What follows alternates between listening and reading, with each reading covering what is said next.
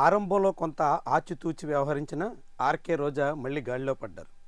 విడుదల రజనీ కూడా మళ్ళీ విమర్శల పర్వం మొదలుపెట్టారు.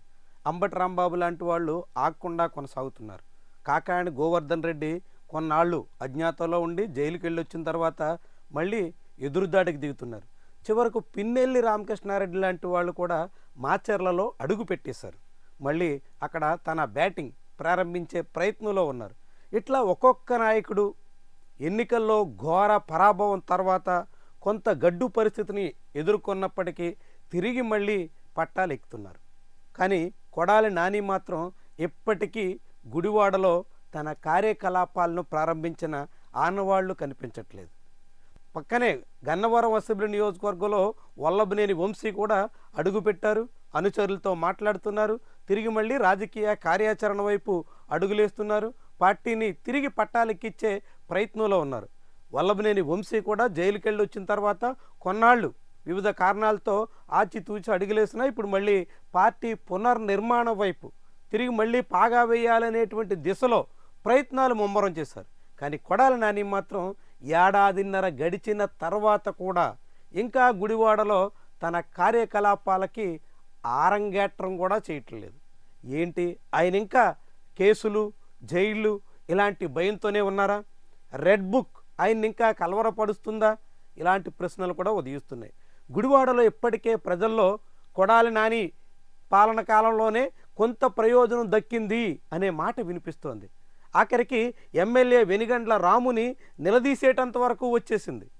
టిడ్కో ఇళ్ల విషయంలో కొడాలి నాని హయాంలో ప్రారంభోత్సవం జరిగితే వాళ్ళ అప్పులన్నీ రద్దు చేయిస్తాం అంటూ వెనుగళ్ల రాము ఇచ్చినటువంటి హామీని చాలామంది విశ్వసించారు. కానీ తీరా గద్దెనెక్కిన తర్వాత ఇప్పుడు ఆ టిడ్కో రుణాల రద్దు తమ వల్ల కాదు అన్నట్టుగా కూటమి ప్రభుత్వం చేతులెత్తేస్తుంది. దీంతో వెనుగండ్ల రాము మీద ఒత్తిడి పెరుగుతోంది. ప్రజలు ఇప్పటికే ఎమ్మెల్యేని నిలదీసేటంత వరకు వచ్చేసింది. అయినా వైఎస్ఆర్సీపీ తన కార్యకలాపాలని ముమ్మరం చేసి అలాంటి అవకాశాలని వినియోగించుకునే దిశలో అడుగులు వేయడానికి కూడా సిద్ధం కావడం లేదు. ఇటీవల పార్టీ కార్యక్రమానికి పూనుకున్నప్పుడు అనేక రకాల ఆటంకాలు వచ్చాయి. పెడన నుంచి జడ్పీ చైర్పర్సన్ వచ్చినప్పుడు ఉప్పాల హారికకు అనేక రకాల సమస్యలు ఎదురయ్యాయి.